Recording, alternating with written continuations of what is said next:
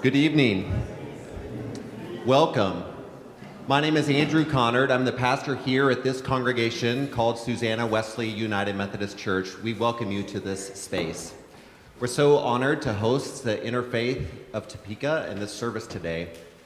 As we begin, I just want to pause for a moment to let you remember the presence that is with us, the light, the peace, strength that we can draw from one another and from all that is. As we begin, we're going to pause for just a few moments of quiet. So I invite you to breathe in and breathe out. Be aware of the breath, the wind that we all share.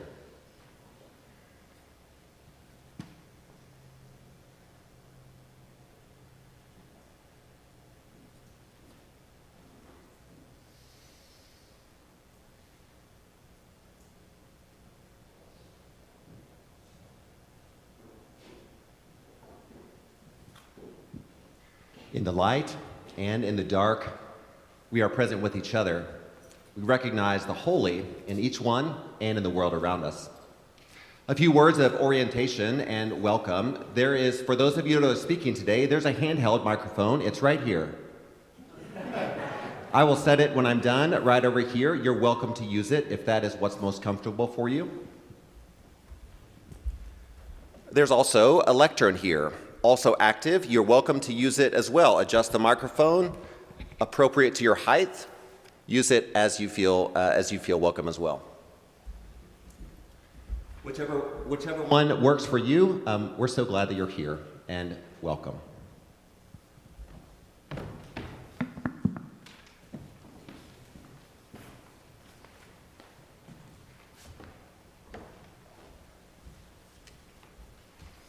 Good evening. I feel like I'm very far away from you. Hi. My name is Rebecca Ott.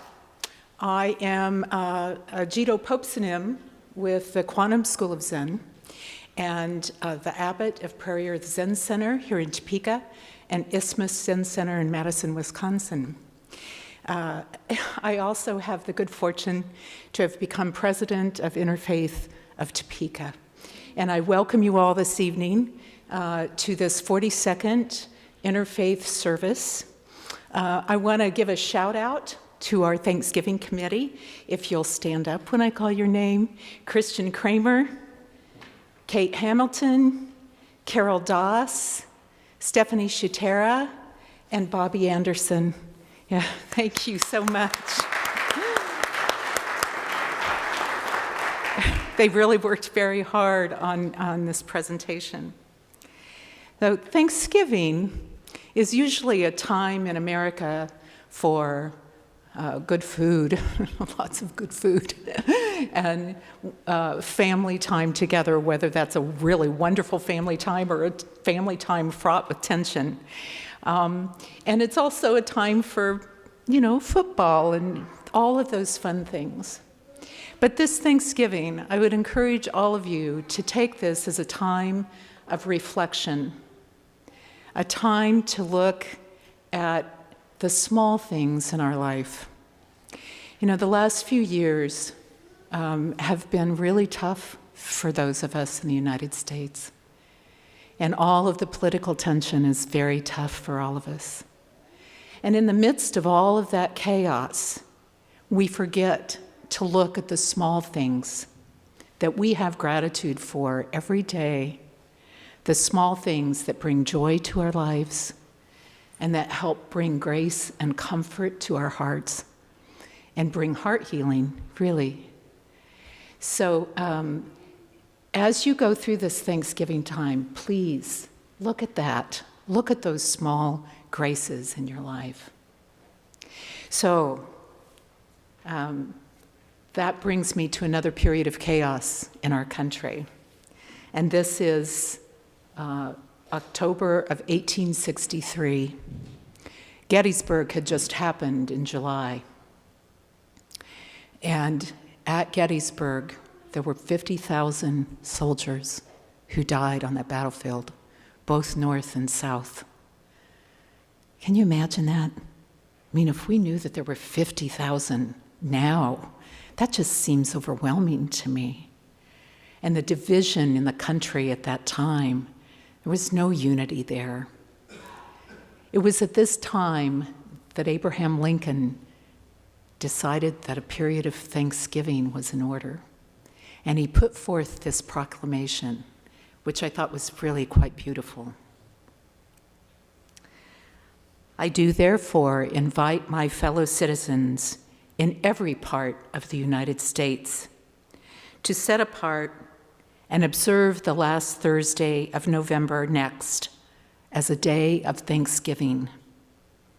And I recommend to them that while offering up the ascriptions justly due to him, they do also, with humble penitence for our national perverseness and disobedience, commend to his tender care of those who have become widows, orphans, mourners, or sufferers in the lamentable civil strife in which we are unavoidably engaged, and fervently implore the interposition of the almighty hand to heal the wounds of this nation and to restore it as soon as may be consistent with divine purposes to the full enjoyment of peace, harmony, tranquility, and union. And so as we come together in this moment of thankfulness for each other, regardless of our personalities, our biases, our prejudices, our political persuasion, doesn't matter.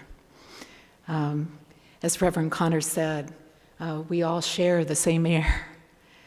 Just the thankfulness of a community is so important. And so I ask you to take that spirit of thanksgiving and take it out into your community with a heart full of gratitude and compassion and just love for your fellow man.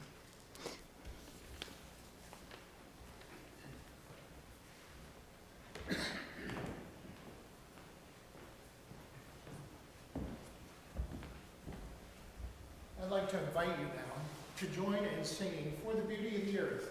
This is a song that the words include us all in giving thanks for the large and the small things in life. If you are able, would you please stand and join in singing?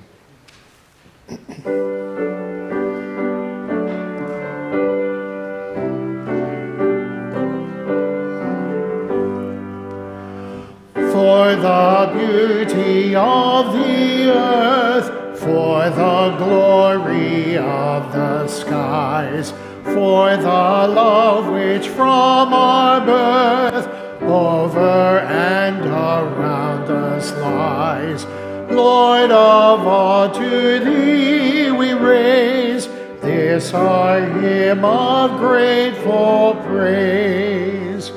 For the beauty of each hour of the day and of the night, hill and vale and tree and flower, sun and moon and stars of light. Lord of all, to thee we raise this our hymn of grateful praise. For the joy of ear and eye, for the heart and mind's delight, for the mystic harmony, linking sense to sound and sight. Lord of all, to thee we raise this our hymn of grateful praise. For the joy of human love, brother, sister, parent, child, friends on earth and friends above, for all gentle thoughts and mild. Lord of all, to thee we raise this our hymn of grateful praise. You may be seated.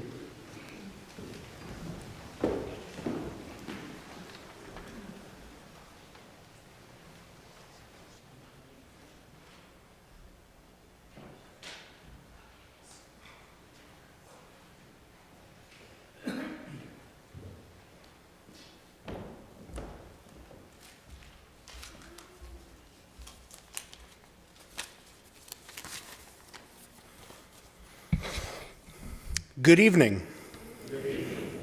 I'm Rabbi Samuel Stern of Temple Beth Shalom here in Topeka, and I've been asked to talk about creation stories in Jewish tradition.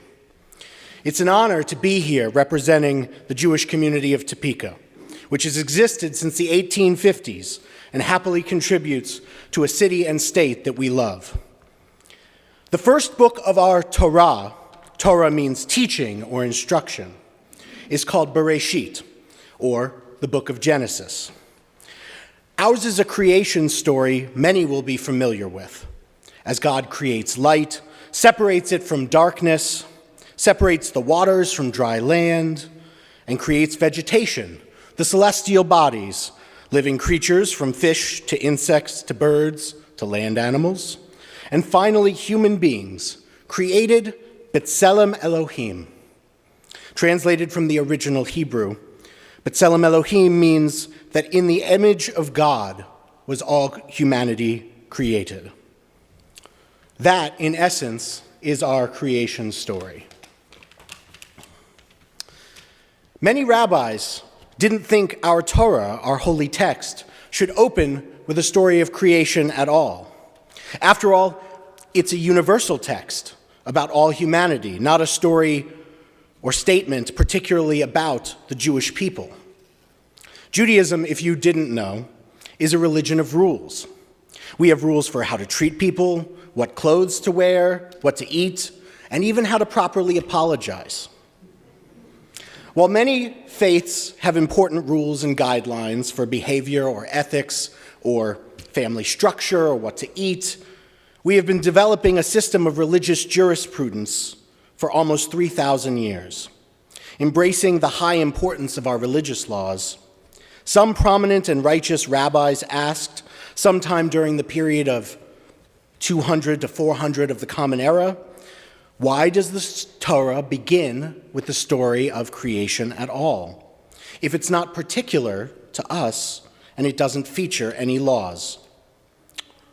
Our sages asked, if laws are so important, should we start our Torah, our most sacred text, with the laws? No, we do start it with the creation story. So important is it to understand that it comes first. Some suggested maybe we should begin with the book of Vayikra, you may know it as Leviticus, which contains the most laws. And yet the majority was convinced that no, it should still be creation first. Another suggestion was to begin with the story of Abraham, our founding prophet, you could say, since the first of God's commandments was issued to Abraham and he is our forebearer. Still no. We will begin with the story of the creation of the world. Now, one might be tempted to say that the reason is obvious. What story, barring some television drama, does not begin at the beginning? It's logical, for sure. But even that is not the reason that the Torah begins with the story of creation. The answer is found in something I mentioned before. Vayivra Elohim et ha'adam b'tzalmo, b'tzelem Elohim bara oto. God created humans in the divine image, creating them b'tzelem Elohim, in the image of God. The rabbis maintain that the reason our most holy text began with the story of creation was so that we and all humanity would remember that each of us is created in God's image. Not physically, of course. We each look different. That's a matter for genetics and other scientific fields, not for me. So what does it mean that each and every human is made in the image of God? It means that each of our souls contain, to borrow from Jewish mysticism, a divine spark. In Jewish tradition, this is a recognition of the inherent equality of all humanity.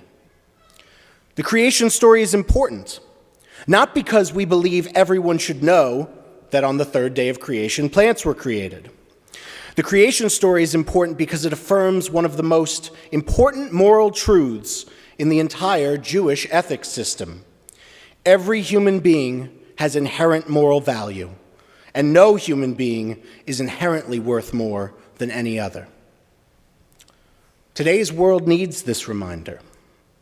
If we were able to see the divine spark we each hold inside our souls, perhaps pain, suffering, and hatred, could finally be abolished. In recent months, an increase in anti-Semitic rhetoric and violence against Jewish people has become an uncomfortable reality for many American Jews and our friends and interfaith partners.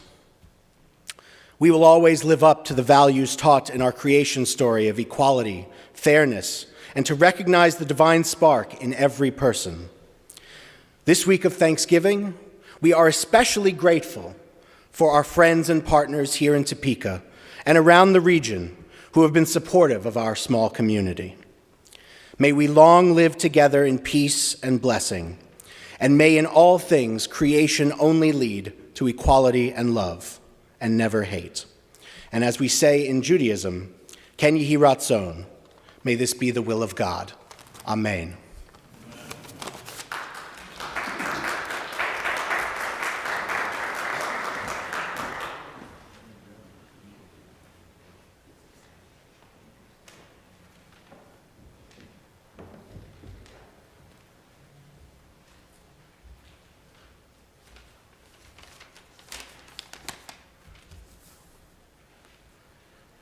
I had to create an outline for the story that my grandfather told me years ago, because today, for some reason, I decided to look up online how many different versions of this story there was.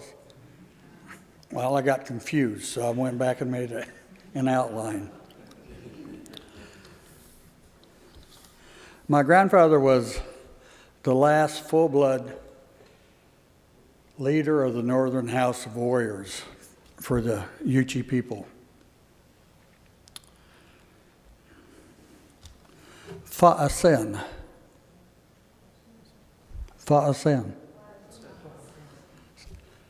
Senlei. What you said was good evening. And then I responded with thank you. Sagi wusiyan, di zadi, di tohozia. My name is Wooly Bear. I'm Yuchi. In the beginning, there was no land. The world was covered with nothing but water and one tree. And all those that flew lived in that tree and ate the fruit of the tree.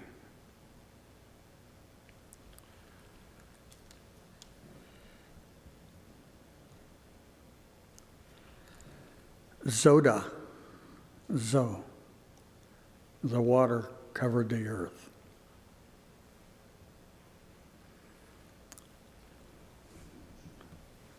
Hoda, the wind, was heard to say, who will make Shah, the land? Several animals that flew offered that they could dive down and bring up land, because they heard that it was at the bottom of the water. But Lakchi, the crawfish, said that he would bring up the land because he knew where it was. So Lakchi dove down and was gone for 4 days. And everybody was getting ready to give up because he was gone so long. And all of a sudden he popped up. And there in his claws, he was holding earth. It was soft, it was a mud ball, but it was there. And everybody said, that is good. So he gathered all his relatives, and they started piling the little balls of mud in one spot, and just kept piling and piling. And pretty soon the land, but the land was all soft. And it was just a big mound. And they said, we need to spread the land out.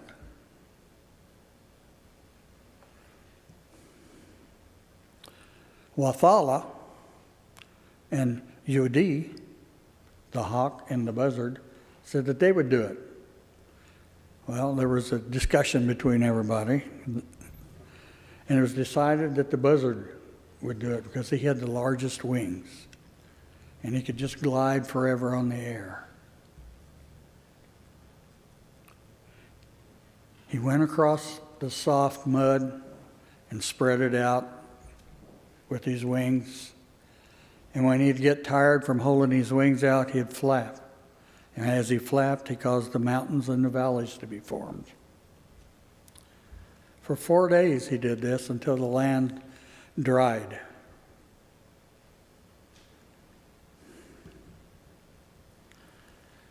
But everything was dark because it was night. There was no light. We just had a ball of soft earth, dried earth by now. So the wind said, "Who will make light?" Yoha, the star, said he would make light. And he shone as bright as he could, but the light was just all around him. We still see him in the sky. Jin Shafa said that he would make light. And he glowed as bright as he could. But it was still dark, but there was some light upon the earth, and we call that the moon.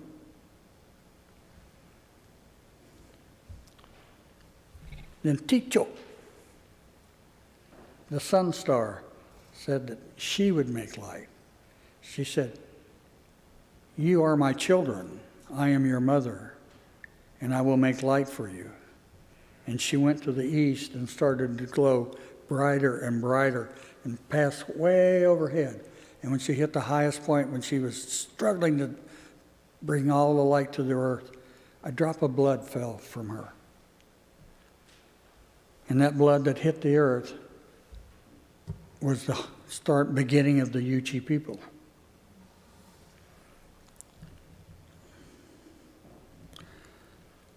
To honor the great spirits, it was decided among the animals as they crawled out of the water and became the different species that we know now, that they needed a messenger. And Shadi, the eagle, the highest flying bird, was chosen to carry the prayers of the people to the Great Spirit. And that's the story of the creation from the Yuchi people. A creation story, another version of that I will share, comes from the Dene. And their story is that the Great Spirit and all the animals had already been formed that were on the earth, but there was no man, just animals and birds. And everybody knew that the coyote was a trickster. He liked playing tricks on people. So the Great Spirit said he was going to make people. So he got some clay and he molded it into the shape of a person. And he put it in the oven. And Coyote was there with him. And Coyote kept saying, "It's done, it's done. I know it's done. Take it out, Great Spirit, take it out." Well, he convinced him and he pulled it out and it wasn't done. It was white. So he said, "Well, we'll put these people over here." So he took some more clay and he molded it and he put it back in the oven and he's cooking it. And Coyote's going, it's done, and all this. He says, "No, you're not going to trick me again." So he says, "I know it's done." And the Great Spirit said, "No, it's not. It's not done." And he said, "It's done." And he convinced him to take it out. Well, he left it in too long. And it was dark. So he said, "We'll put these people over here." So they added another ball of clay and made it like man, put it in the oven, and they cooked it. And he cooked it. And Coyote said, come on, it's time to take it out. So he convinced him to take it out, and it wasn't quite done. It was kind of yellowish color. So he said, "We'll put those people over here." So one more ball of clay, and they make it a dinner. He's cooking and cooking. And Coyote says, it's time to take it out. And the Great Spirit said, no, just a little bit longer. And he took it out. It was a real reddish color, nice. And that was the birth of the Dene people. Those are two of the stories from Native American culture. There are many stories. Every tribe had their own story. I just share two of them. Thank you.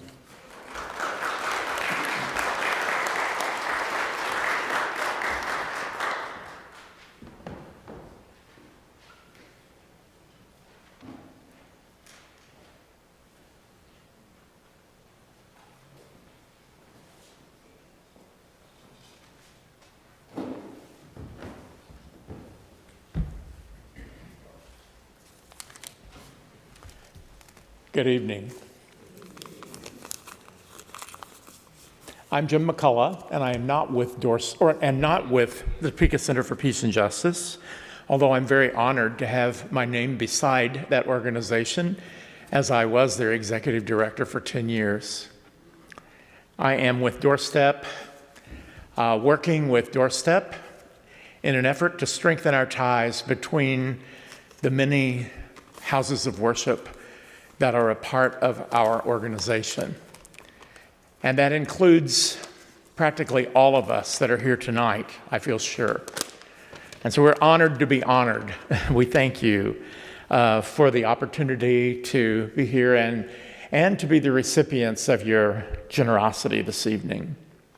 A little bit about Doorstep that you may already know. The summer of 1966 was a tumultuous summer, and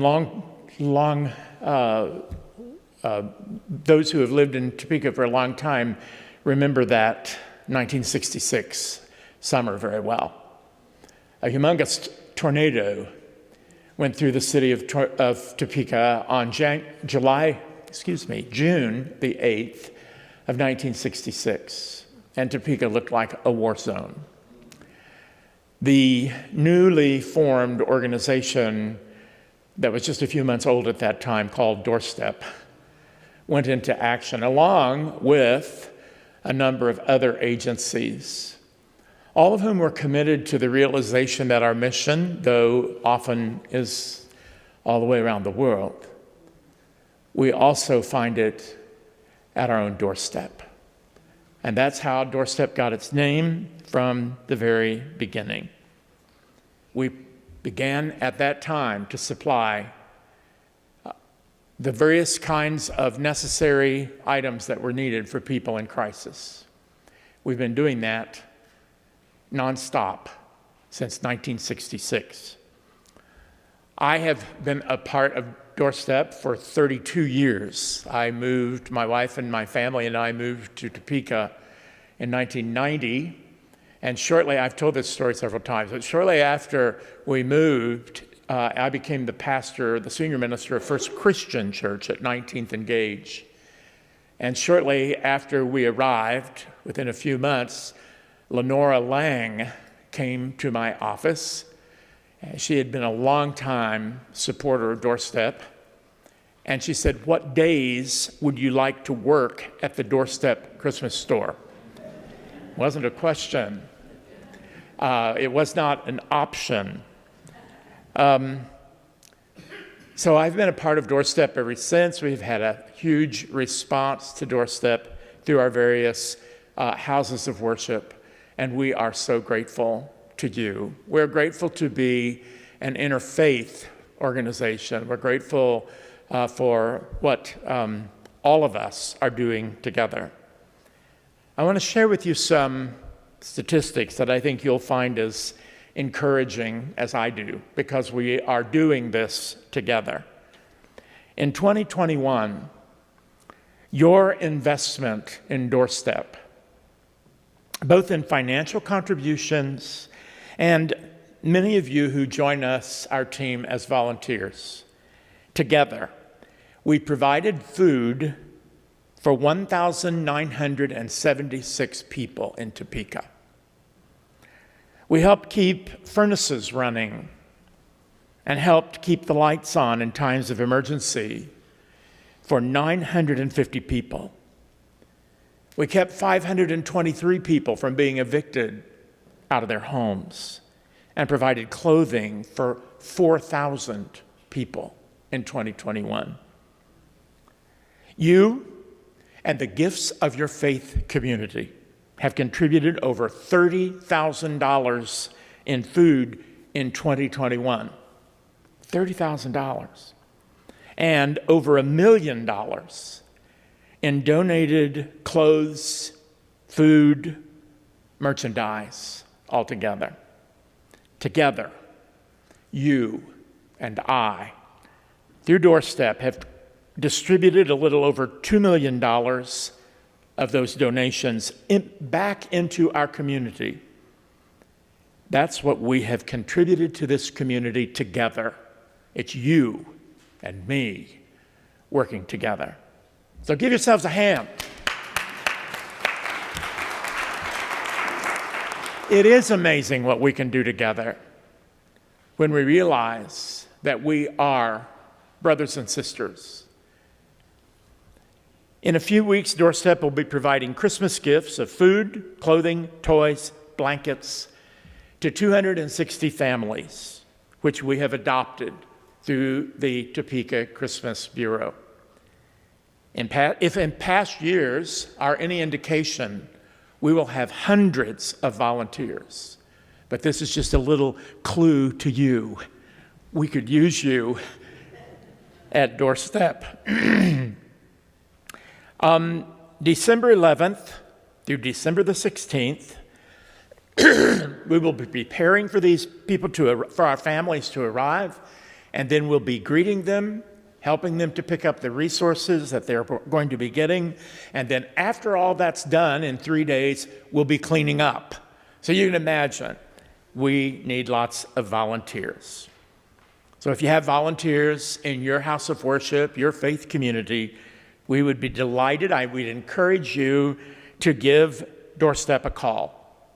And I have cards in my pocket. I don't have the number off the top of my head. I should have. But we believe that this is what Christmas is all about. So let me say thank you tonight. Thank you for choosing Doorstep as the recipient of tonight's generosity. But even more than that, thank all of you for your day-to-day, month-after-month contributions, financial, material, volunteer. Doorstep is all of us together. Doorstep is us. And we thank you, thank you, thank you.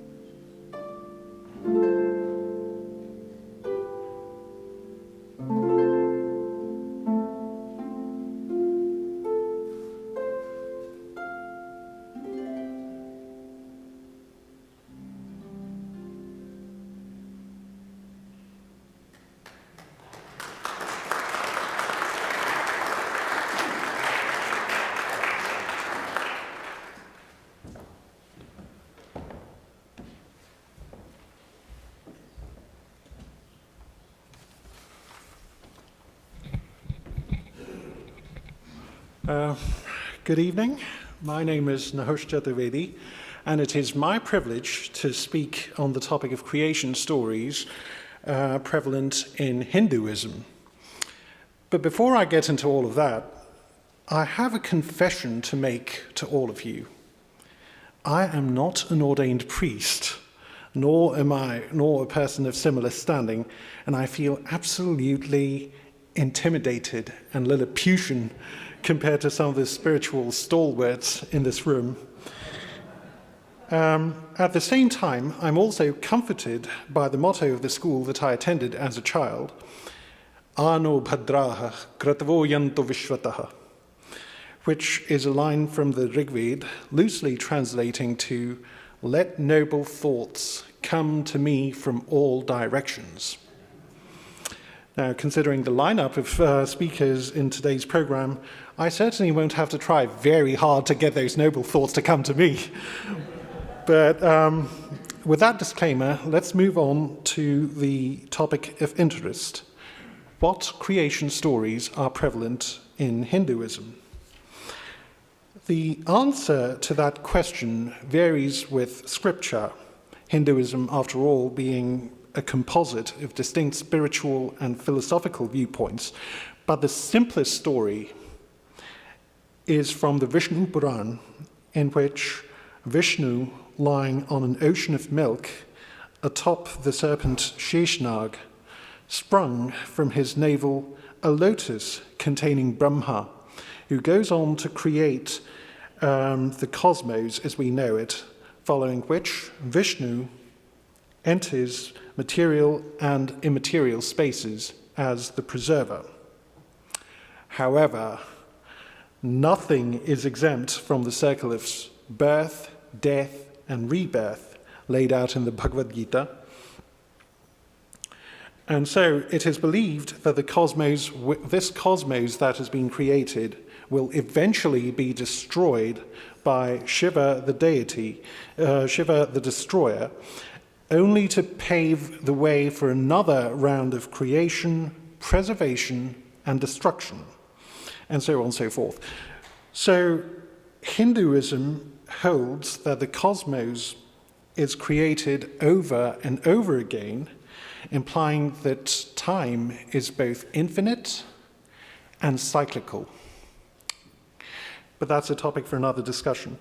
Another account from the Rig Veda suggests that the world comes from the Hiranyagarbha, which means golden womb, similar to the world egg motif shared by Zoroastrianism, Yazidism, and Greek mythology. Indeed, the Sanskrit word for cosmos is Brahmand, which derives from the words Brahma, the creator, and And, which is egg. But my favorite account is from the Nasdiya Sukta, or the creation hymn, which I present to you in its original English translation, because no eloquence or finesse with words on my part can do it justice. Then even nothingness was not, nor existence. There was no air then, nor the heavens beyond it. What covered it?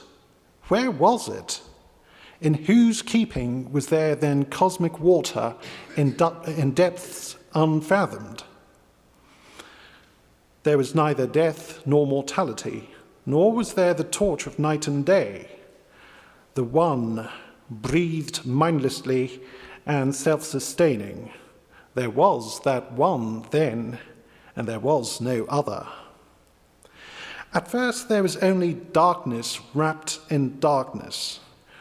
All this was unillumined water. That One which came to be, enclosed in nothing, arose at last, born of the power of heat. In the beginning, desire descended on it. That was the primal seed, born of the mind. The sages who've searched their hearts with wisdom know that which is kin to which is not.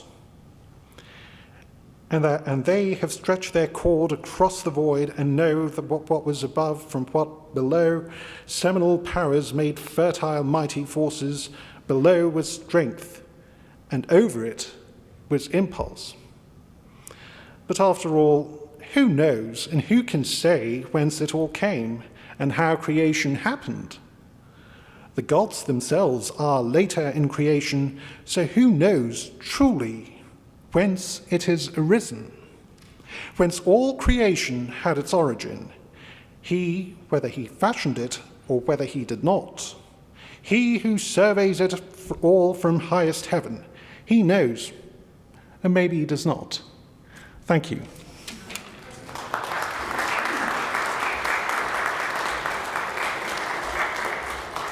About my program.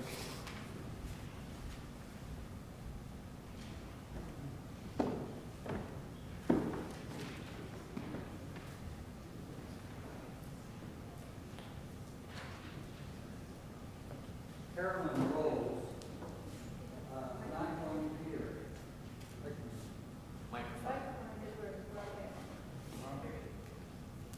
Or use your outside voice.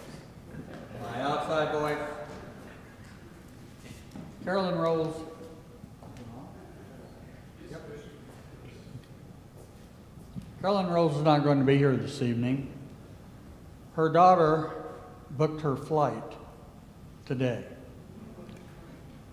She told her daughter anything but Sunday. She heard Sunday. One of my sister's students, Phil Scow, is going to play. She's asked Phil to play.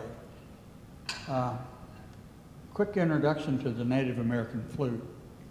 A story from the, let's see, which one do I want? Comanche. This flute is called a donba.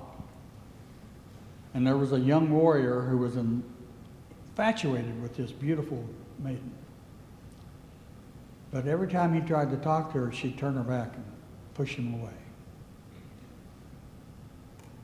He was really rejected, and he was out in the woods lamenting, sitting underneath this old tree. And he kept hearing this melody and this music above his head. And there was a hollow branch up there that the woodpeckers had pecked some holes in, and there was baby birds sitting up there, and every time they'd stand up, they'd change the tone.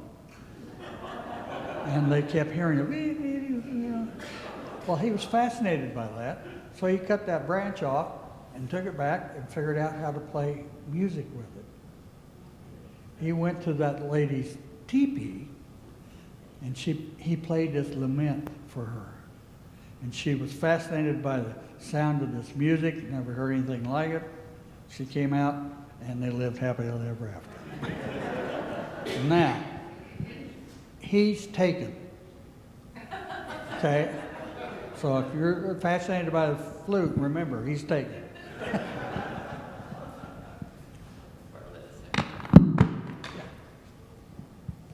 So when I found out that our friend Carolyn wouldn't be here, and she asked, I picked a song, and I worked on it, and I practiced it for the last 2 whole days.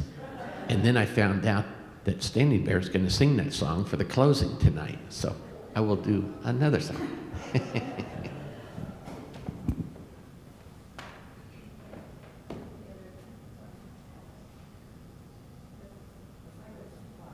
Oh, this should cover it. I'm going to use outside.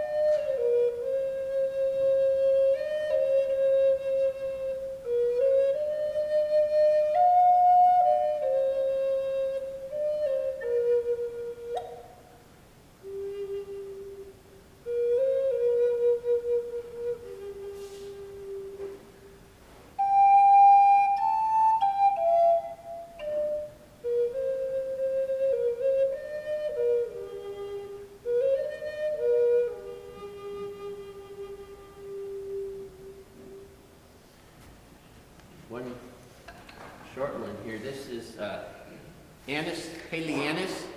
That means, what do you call that in English? The yellow plant. Sunflower. Thank you. Anise halianus is the Latin name for sunflower. This was a 10-foot sunflower stalk. He probably ate the seeds, and a friend of mine made this over in Kansas City, and it's the stalk. A little fragile, but it's got such a beautiful sound. Something maybe a bird would peck on. I'm just going to play a few sound effects.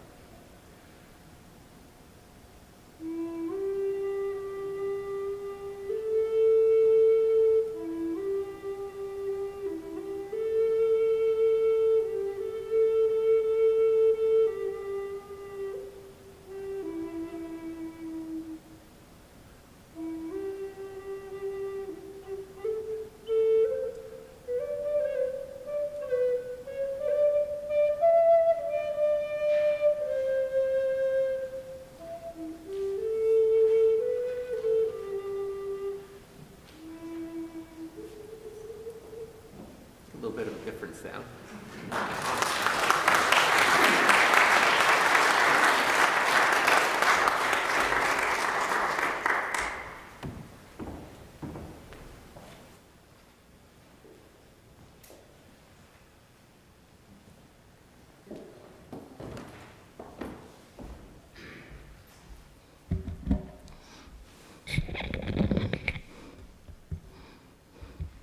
Good evening, everyone. It's good to be here again, to see many of my friends out there that do justice ministry. It's good to see you. Carl Frazier with New Hope and Love Community Church, also the interim executive director for the Topeka Center for Peace and Justice for right now. But I was honored to be asked to talk about the Christian beginning story, creation story, which is ours based on, again, Genesis, the book of Genesis, that tells us from the beginning that said that God created everything. And from that creation, we find out that what he done, first he created the earth, and the formless and the emptiness of the darkness covered the water. And that's talking about in Genesis chapter 1, verses 1. But also, we find out that later on that in the first day that in Genesis 1, chapter 1 and 3, it said that God said, let there be light. And there was light. God saw that the light was good. And God separated the light from darkness. And God called the light day, and the darkness he called night. And there the evening, there was a morning of the first day. So that's what happened, we believe, on the first day. The second day, we believe that the plants, and said in Genesis 1 and 6 that God said, let there be expand in the midst of the water and separate the water from the waters. And also we found out that in the third day, the oceans and the waters and the plants and all those things. In Genesis chapter 1, verse 9, it said that, and God said, let the water under the heavens and gather together into one place, and let the dry land appear. And also Genesis 1:11 said, then God said, let the earth sprout vegetation and plants and yield and seed and fruit, trees bearing fruits in which there is seed, each according to his kind on the earth. Then we find out on the fourth, God said that let there be light that spans the heavens and separate the day. And then also we find out that what a wonderful thing is that all these things God was saying that let these things happen. And God said let the water swarm from the living creatures and the birds fly above the earth across the span of heaven. Then on the 6th day, as the animals, and he had made man.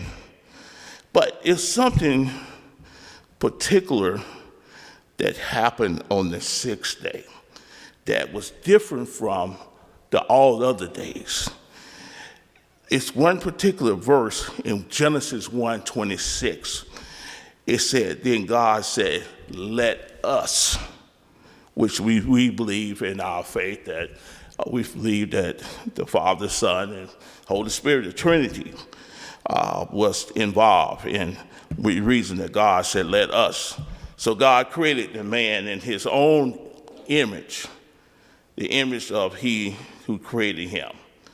But also, we believe it said that man was lonely, and God created from the rib of Adam what you call a helpmate. Thank God for the helpmate, amen. But let's clap for the helpmate, men. Come on, men. That means that we're not alone, amen. So we're glad for the helpmate and all of these things. But the main thing that what I think God is showing us during the creation, some of the things that we should do every week on the 7th day, he rested. And I believe that we as Christians, we as believers, we as people or whoever you are, you should take some rest. Your body get tired. If God took a rest day, I believe that we should take a rest too from our labors. And so that's basically it. So I'm gonna run there. I'm gonna cut this short because someone told me that if I don't talk a long time, they have time to go home and look at the Chiefs game, okay? So I'm going to cut it short. But thank you for letting me be here today, and I enjoyed it. God bless each one of you.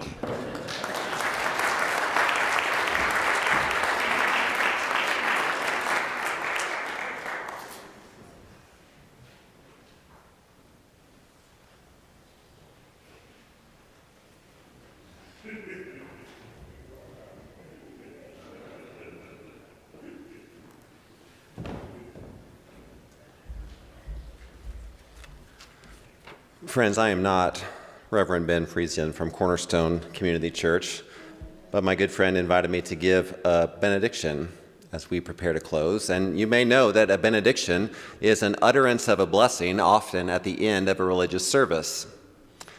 And here we are, nearing the end of a religious service, one in which each one has been represented so faithfully and strength-filled and spirit-filled. And so as we prepare to close, I want to offer this word of blessing to remember that the good and the light and the spirit and the strength and the holy in me sees it in you.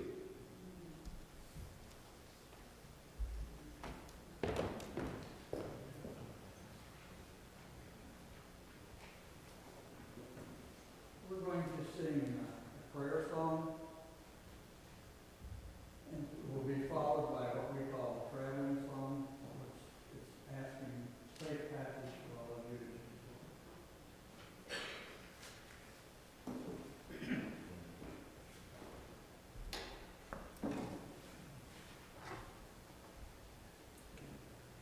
Ya mi, ya ya, ya yo, ya yo, ya yo, ya yo.